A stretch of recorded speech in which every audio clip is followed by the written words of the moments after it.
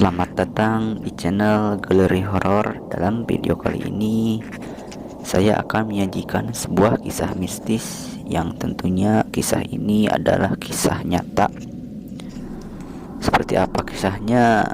Kita simak saja. Tapi sebelum menyimak kisah ini, alangkah baiknya Anda mengambil dulu tempat yang paling nyaman agar tidak terganggu oleh orang lain. Dan silahkan subscribe dulu channel ini, karena subscribe channel ini gratis, tidak merugikan Anda sama sekali. Baik, langsung ke ceritanya.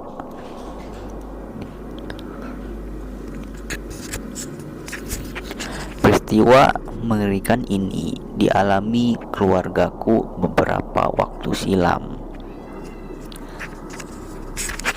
Ibuku yang bernama Atikah berasal dari Jampang Ciwidey, Bandung, Jawa Barat. Sedangkan ayahku berasal dari Majalengka. Saat ini keluargaku menetap di Kota Angin, yaitu Majalengka. Waktu itu keluargaku sangat bahagia karena perkembangan kehidupan ekonomi yang kian membaik. Semua ini berkat kerja keras ayahku yang sehari-harinya berdagang kain di Jakarta. Bahkan banyak orang yang menyebut ayahku bos kain karena melihat kemajuan keluargaku melahirkan dampak negatif di hati orang banyak. Mentang-mentang lidah tak bertulang, ada saja yang mengatakan bahwa keluargaku melakukan munjung. Kalau ditanggapi ocehan itu, bisa membuat hati sakit dan bisa-bisa meretakkan kerukunan antar tetangga. Padahal kemajuan ekonomi keluargaku dari hasil keringat, bukan hasil karena bersekutu dengan setan ataupun bersekutu dengan iblis. Keluargaku masih punya iman. Amit-amit kalau hal yang jelek itu dilakukan oleh keluargaku. Tidak semua orang-orang di desaku, yang sebagian berperan adalah tetanggaku itu menuduh kemajuan keluargaku negatif. Tapi banyak juga orang yang baik terhadap keluargaku. Orang tak semuanya jahat, pasti ada beberapa orang yang baik pula. Keluargaku memakluminya hal itu. Kami juga senantiasa berusaha mengukur atau membolak-balikan sikap supaya tidak menyakiti tetangga. Tapi semua yang diharapkan hasilnya nihil, karena melihat sedikit kemajuan keluargaku, tetangga tak bosan-bosannya menuduh yang negatif terhadap keluargaku. Dari pengakuan ibuku, sebelum terkena penyakit borok yang menjalar ke seluruh tubuh, dia bermimpi kedatangan seekor monyet. Hewan tersebut jalan-jalan di atas rumah. Kemudian monyet itu menyimpan sebuah bungkusan yang dilipat kain warna hitam. Persisnya disimpan dekat tiang rumah yang ada lilitan bendera merah putih. Anehnya, pagi ibuku bangun dan badannya terasa gatal-gatal. Herannya, ibuku tidak mau menceritakan perihal mimpi yang dialaminya karena kepada ayahku dan kepada anak-anaknya. Mungkin karena menganggap bahwa mimpi itu adalah bunga tidur semata. Hari demi hari, rasa gatal yang di sekujur tubuh ibuku kian mengganas, dan lambat laun menimbulkan borok bernanah. Pertama, borok itu timbul di kaki. Satu kali digaruk, borok itu semakin besar dan mengeluarkan air yang berbau amis. Waktu itu keluargaku menyimpulkan bahwa penyakit yang menimpa ibuku adalah penyakit eksim. Lantas ibuku segera dibawa ke rumah sakit Ciwaringin, Cirebon. Menurut keterangan Dokter Suwanto, sama pendapatnya seperti keluargaku bahwa ibuku terkena penyakit eksim. Lalu ibuku diberikan obat. Kalau sudah minum obat ini, boroknya akan kering dan tidak lama kemudian akan sembuh. Itu menurut bukti yang sudah, kata Dokter Suwanto. Tapi kenyataannya lain. Borok yang ada di tubuh ibuku semakin banyak. Obat yang dianjurkan oleh Dokter Suwanto ternyata tidak mempan. Malah sebaliknya, penyakit ibuku semakin parah. Kejadiannya terus saja begitu. Berbagai macam obat sudah dicoba, tapi hasilnya masih saja tetap nol. Hal ini membuat Dokter Suwanto geleng-geleng kepala. Atas sarannya, terpaksa ibuku harus dibawa ke rumah sakit yang lain. Tapi tetap tidak membuahkan hasil. Kenyataan ini membuat keluargaku hilang akal dengan keadaan ibuku yang semakin buruk. Sudah habis uang banyak, sampai-sampai banyak harta benda kami jual. Penyakit yang diderita ibuku benar-benar semakin parah. Borok itu semakin menjalar ke seluruh tubuh. Bayangkan, hanya wajah ibuku yang tidak dihinggapi borok itu. Sungguh menyedihkan keadaan ibuku. Ketika kami semua pasrah menghadapi keadaan ini, suatu malam ibu bermimpi kedatangan leluhur kami. Dalam mimpi tersebut, kakek buyut kami mengatakan bahwa penyakit itu adalah kiriman manusia, dan penyakit itu ditahan jangan sampai mengenai wajah. Tapi lagi-lagi ibu tidak menceritakan mimpi itu kepada ayah dan anak-anaknya. Hari demi hari, bahkan bulan berganti bulan, penyakit yang diderita ibuku tak kunjung sembuh. Hal ini membuat keluargaku bingung. Hampir semua rumah sakit sudah dicoba, tapi tak bisa merubah nasib ibuku. Pernah keluargaku minta syariat kepada kepada orang pintar yang ada di desaku.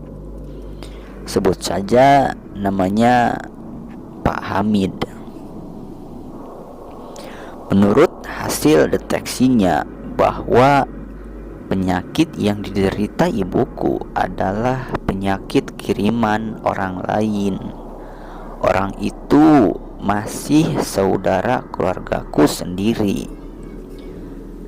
Menurut Pak Hamid, sengaja orang itu mengirim teluh berupa borok supaya ayah bisa menceraikan ibu karena jijik melihat penyakit yang dideritanya. Mendengar penjelasan dari Pak Hamid, keluargaku kaget bukan main, terutama ayahku. Salah dan dosa apa yang telah dilakukan ibu sampai-sampai ada orang yang berbuat sekeji itu terhadap dirinya? Apapun yang terjadi, aku tidak akan menceraikanmu, Bu.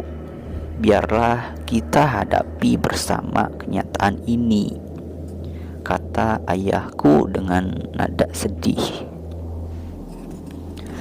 Seperti disadarkan, barulah ibuku menceritakan perihal mimpinya. Atas dasar pengakuan ibuku, maka semakin kuat keyakinan kami bahwa penyakit yang diderita ibu adalah penyakit kiriman orang jahil. Orang itu sudah lepas dari imannya sehingga tidak memperhitungkan bahwa di kemudian hari siksa setimpal akan diterima sesuai dengan perbuatannya. Siapa orang itu, Pak? Tanya kakakku kepada Pak Hamid. Kalau Bapak memberitahukan, harus janji jangan membalas lagi dengan kejahatan, sahut Pak Hamid dengan mewanti-wanti. Setelah kami berjanji, barulah Pak Hamid menjelaskan siapa orangnya yang sudah berbuat jahat itu. Keluargaku mendengarnya hanya geleng-geleng kepala. Waktu itu keluargaku berharap semoga orang yang tak lain adalah masih saudaraku agar lekas sadar dan bertaubat. Niscaya keluargaku bakal mengampuninya. Pada waktu itu, Pak Hamid berusaha semaksimal mungkin untuk menyembuhkan penyakit ibuku. Sayang, Pak Hamid tidak kuat melawan teluh tersebut, sehingga membuat Pak Hamid muntah darah. Di samping itu, tiba-tiba tubuh Pak Hamid tak berdaya dan terjatuh. Konkretnya, waktu itu Pak Hamid tidak sanggup mengobati ibu. Kekecewaan menyelimuti keluargaku, tapi itulah kenyataan yang harus kami terima. Hingga suatu hari ayahku bermimpi kedatangan mbah buyutnya. Dalam mimpi, dia menerangkan bahwa kalau ingin penyakit ibuku segera sembuh, segeralah minta tolong kepada, sebut saja Bapak Eman ya. Sebut saja Bapak Eman orangnya. Dan Bapak Eman ini ada di Kota Udang, Cirebon. Singkat cerita, dengan kejadian mimpi tersebut, ayahku tak membuang waktu. Ia langsung berangkat ke Cirebon untuk menemui Bapak Eman. Anehnya, keluargaku sudah mengenal betul Bapak Eman. Dia seorang paranormal yang dimukim desa Mekar Saluyu. Ketika Bapak Eman berada di tengah-tengah keluargaku, dia berpendapat sama dengan Pak Hamid bahwa penyakit yang menimpa ibuku adalah penyakit kiriman dari orang yang masih bersaudara dengan keluargaku. Dengan tenang, Bapak Eman mengobati ibuku. Mulutnya berkomat-kamit, entah apa yang dibacakannya. Lantas dia mengambil garam dan dibalurkannya ke seluruh borok yang ada di tubuh ibuku. Aneh, menurut pengakuan ibuku, tidak merasa perih, malah sebaliknya dingin seperti terkena air es. Besok juga sembuh, ucap Bapak Eman dengan yakin kepada keluarga kami. Keluargaku mendengar penuturan dari Bapak Eman. Itu bangganya luar biasa, karena itu yang setiap hari diharapkan oleh keluargaku. Benar-benar ajaib. Besoknya ibuku berkata kalau borok yang ada di tubuhnya sudah kering semua dan akhirnya berangsur-angsur pulih. Anehnya, borok-borok itu tidak meninggalkan bekas sama sekali.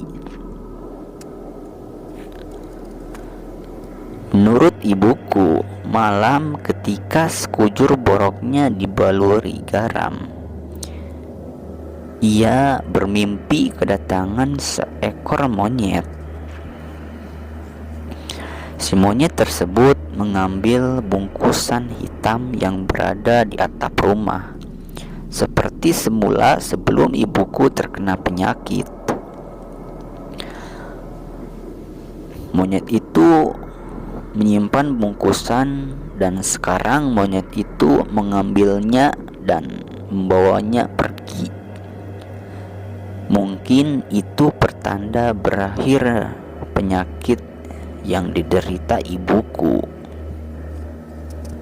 Kesembuhan penyakit ibuku tak lepas dari pertolongan Allah Subhanahu wa taala yang syariatnya melalui pertolongan Bapak Eman.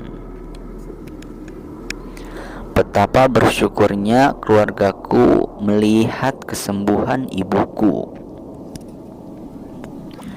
Keluargaku mendengar kabar bahwa saudaraku yang diyakini mengirim teluh kepada ibuku tersiram air panas waktu dia sedang menanak nasi dan merebus air. Tiba-tiba ada ayam dan ayam itu menabrak dan menyenggol sehingga air yang sedang direbus tumpah dan menyiram tubuhnya. Akhirnya dia dibawa ke rumah sakit dengan sekujur tubuh melepuh. Benar menurut pepatah, siapa saja yang menanam kebaikan akan memetik kebaikan pula, dan barang siapa yang menanam kejahatan pasti akan ada balasan yang setimpal dengan perbuatannya. Begitulah yang terjadi. Allah telah memberikan hukuman yang setimpal kepada orang yang berbuat jahat dan bersekutu dengan iblis.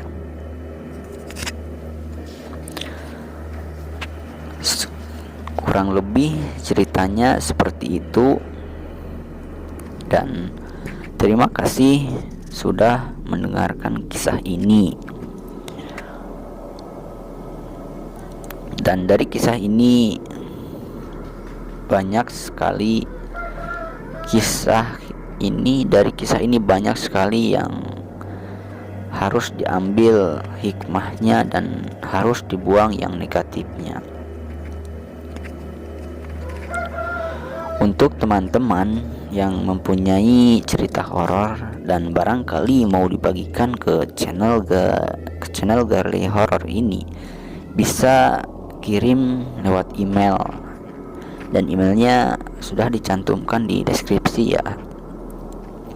Jangan lupa untuk mensubscribe channel ini karena gratis ya, tidak merugikan Anda, dan nyalakan juga loncengnya agar tidak ketinggalan untuk video-video terbarunya, sehingga saya pun lebih bersemangat lagi untuk menguploadnya.